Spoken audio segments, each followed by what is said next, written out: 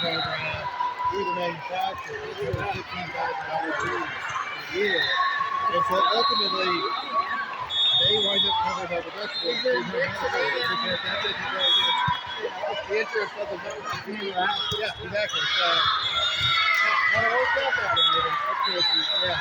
We're on a new thing this year. We've always done more expensive, like, PPO claims. Remember kids are like, they think of that. And then there's like a lower, higher deductible HSA kind of thing. And then they put this plan called SHIRT, SCIEST, this year. I was like, see, we're kind of throwing the hit the boat, but this is more pressure. But there's another program out there that especially there's always not about heads up! United's version of it. There's no government. All just the person. But there's always Yes! And they negotiate the co-pays with eligible based off of basically it seems like how well and timely they pay their life. And so everybody has a grade of like 1%. So like previously on my expensive plan, going to pediatrician was $30 a person. I guess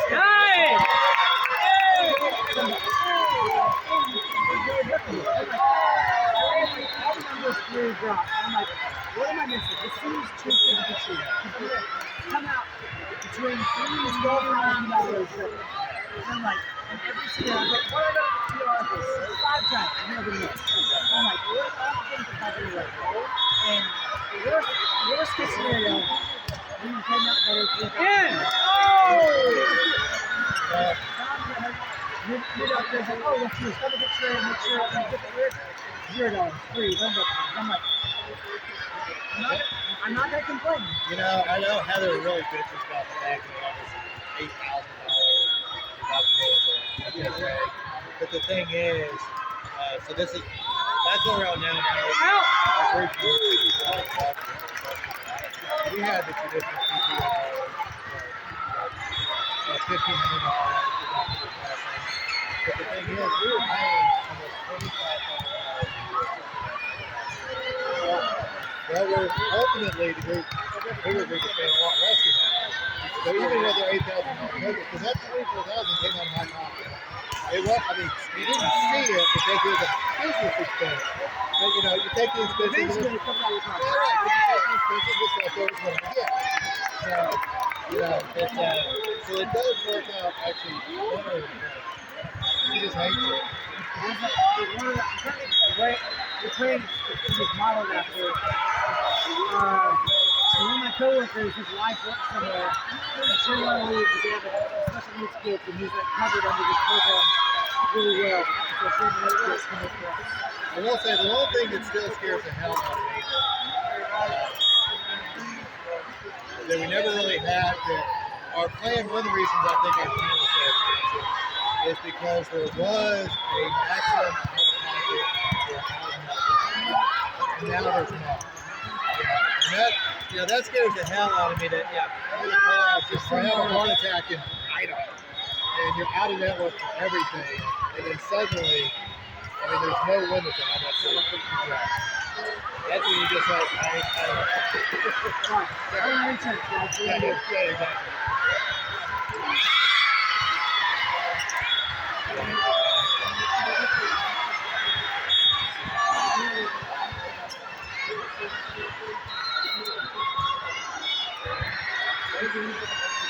Lord knows we take care enough of those out here.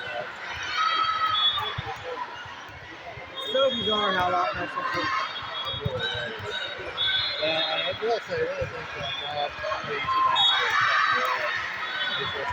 is at least they're in hospital positions and they're ER positions. Basically, I think they're incentivized, either directly or indirectly, to order untreated people. And as an example, this is either doing radiation safety. So Baylor University Medical has $1,025. It's a big hospital. For a 3-month period of time between, I guess it was July and October, Their entire medical system there is 14,596 CT scans.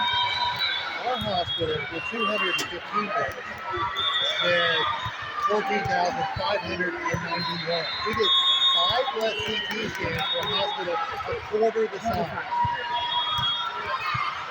There's a problem there. I mean, there's a real problem there. And even when you look at Temple did like 19,006, which is 4,000 more. Well, 3,500 beds. But they have 650 beds.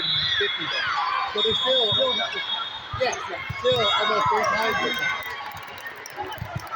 I have a family. 4 of my siblings are doctors, and I was like, guys, I love you all, but y'all are the problem. I was like, people would be better off if they just finally understand or realize that from the book, we're here to make money. We're not really here to make money. Yeah, it's just a side talk of it'll make you better if you make some money. And of course they're gonna order interest in the sun to cover their ass. All the medications get very incentivized. No one's here to make you feel better because then it loses your patient attendance. I have often said, and I firmly believe this is one of the primary goals of medicine in this country is to bankrupt people before you die.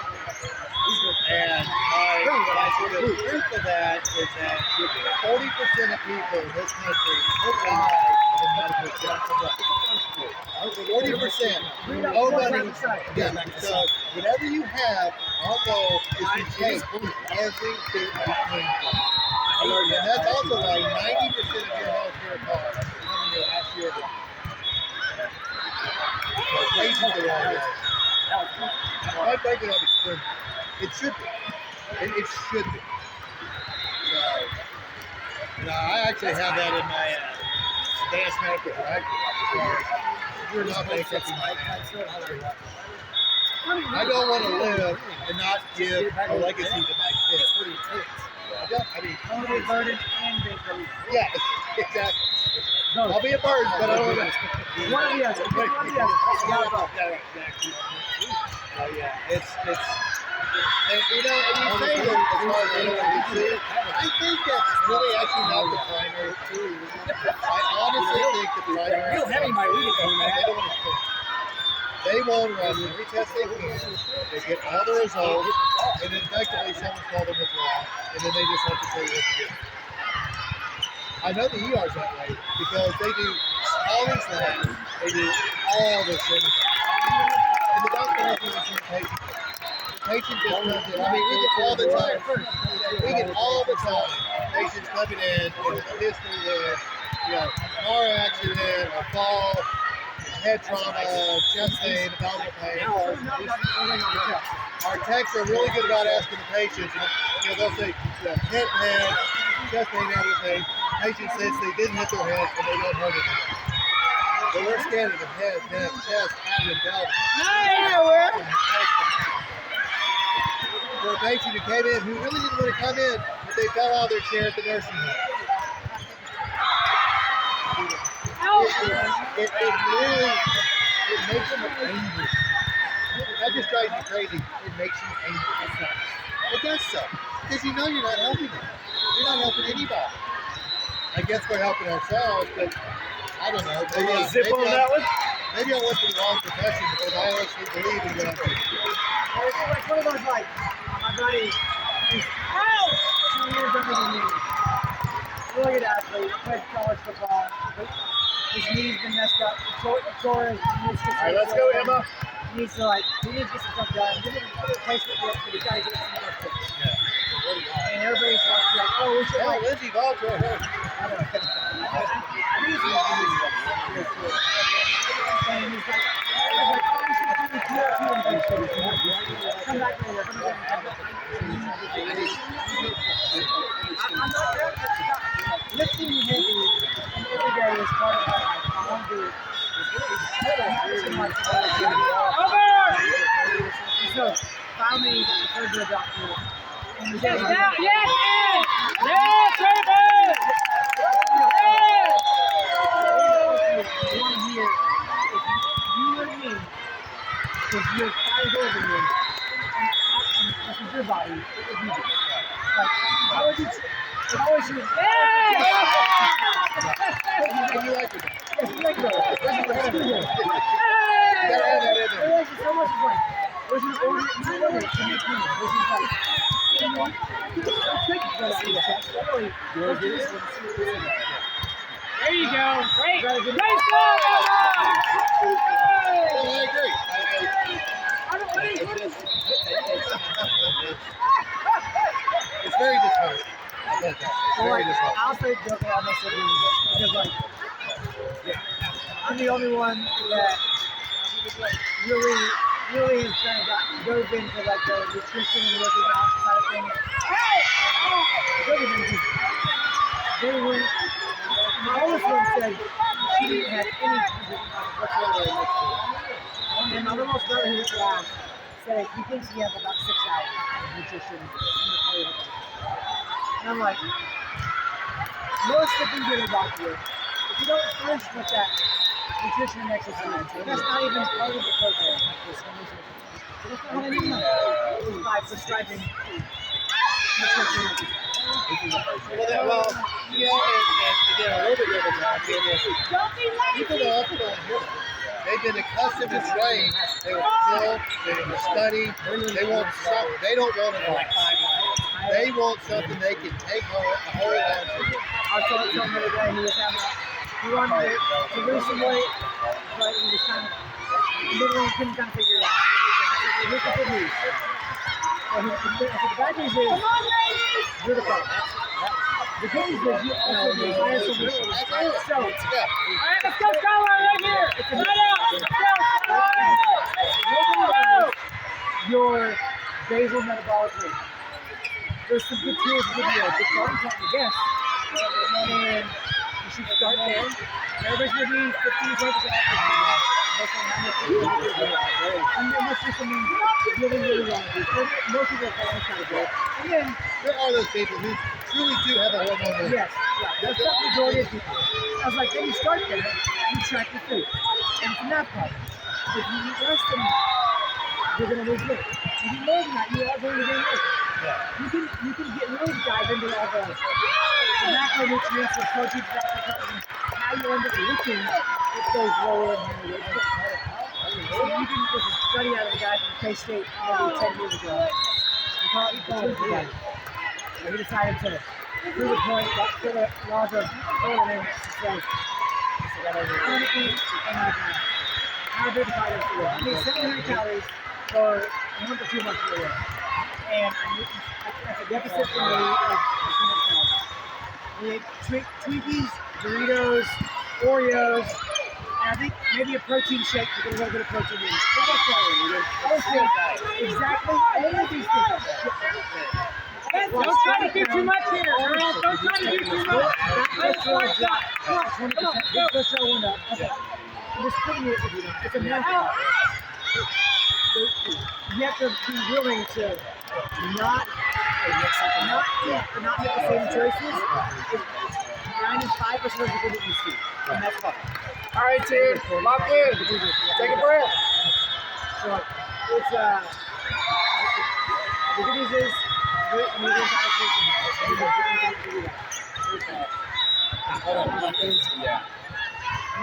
give them a whole nutrition talk. Yeah, it's just insane. It's like the sports, like doing football, going on the food, and it's like, I do get tired of it. You like walking and breathe. And he's like, yeah, you know, like nothing. I just said it was I do a lot of steroids. yeah, but you know. I'm always counting. Not always diet. Not only you gotta keep moving, you gotta figure out where your limitations are. You gotta figure out what you can do and do more of that. But you've gotta keep moving. Because if you stop, you're never gonna start. And that's what I tell you, and I believe that's the truth. we say, well, especially our older patients, once you get a cane, you don't get rid of it. Once you get a walker, you don't get rid of it. Once you're in a wheelchair, you don't get out of it. And once you get in bed, you don't get out of it.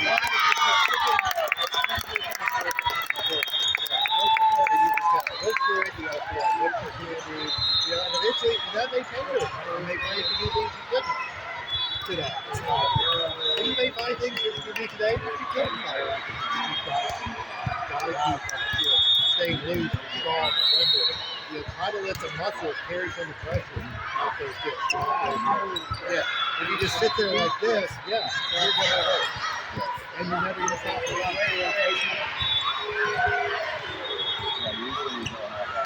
And I also tell them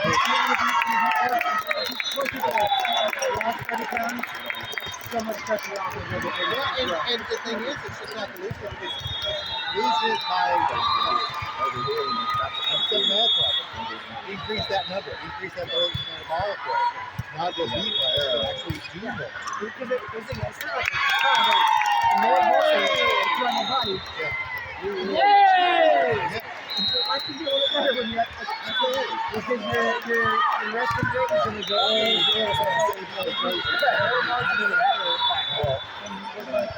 And also recite a study to it where it was a really actually high quality study. They took people. I learned that when this year That we did the opposite.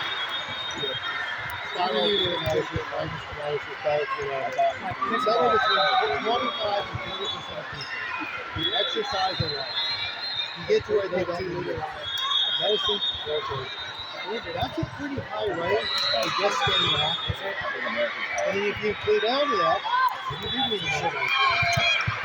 Maybe you do need injection. Exercise is such a big. I'm sorry, excuse me. You're good. I mean, yeah, I got to say, it takes time. Are you ready for that? Are you ready? Make the same type of impact.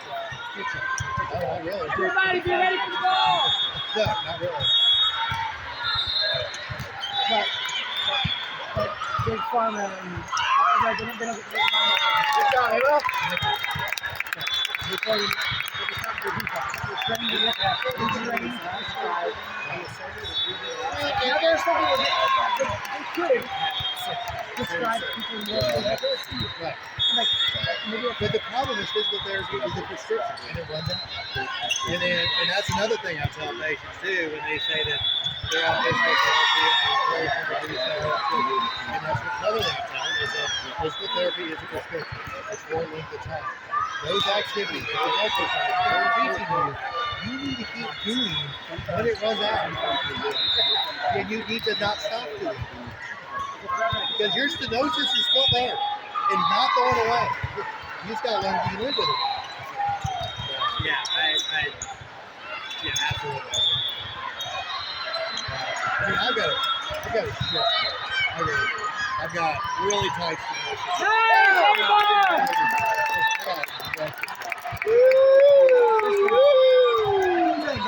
She has to do a pain management stuff. No, she put the fire practice stuff all year. Look at my dad. He got the once in a while on the neck or in the shoulder. And it lasts for a while. And that's the thing. They do, and that's, yeah. They're not supposed to be like that. They're supposed to get you over this hump so you can keep doing what you need to do instead of don't need you. And of course, there's just some patients who just don't. I mean, some patients are so bad. Really, there's nothing to happen. Again, it's been older. And, yeah, it's, I got a record that I've been in 6 surgeries in my neck. The very first one was when Roy Jane was born. Do better. Once I literally the nation was born. I was like, I'm fine, I'm tired, the baby's good, go get some time, go get some. I couldn't feel my arm. Hey, hustle. It was just, Run. But I learned what I can't do. I can do a lot. I mean, Get it. right. I mean, I put in all of those split rail fence around where we keep the horses twice. I stacked square dozen holes, big holes. I mean, there's a lot of things I do. There's just a few things I know not to do. Pull it out. I mean, I can do a block, but if I do more than 5, my arm goes to 6. So you know what? I don't do blocks anymore. I'm not missing out that much. Yeah, I'm good. I do everything for the most of it. I live that just put it on my head. Painting sucks. It's stuff like that. Oddly enough, I have fun getting truck and that all day long. There's expeditions. I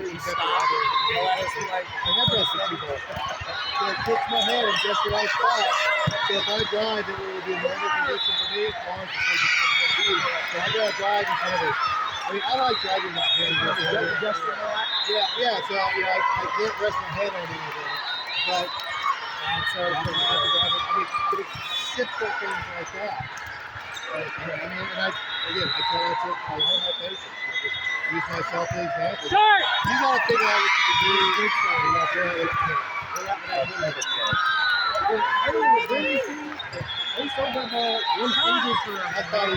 Hey, talk to each other out there. Be really loud, all right? I'm trying.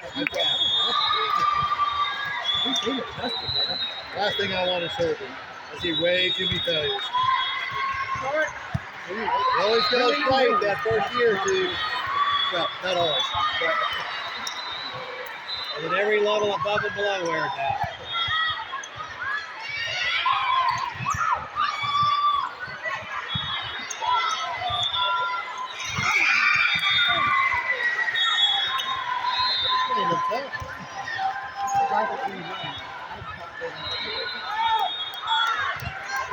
Well, we need to look at our second shot. We got a little rut there for a second. I think the 10 service falls through the house. Yeah, we gave him half the place. I'm sorting it out. Guys, especially on team with them. Look at the other hand circle. Just get over it and play him straight up.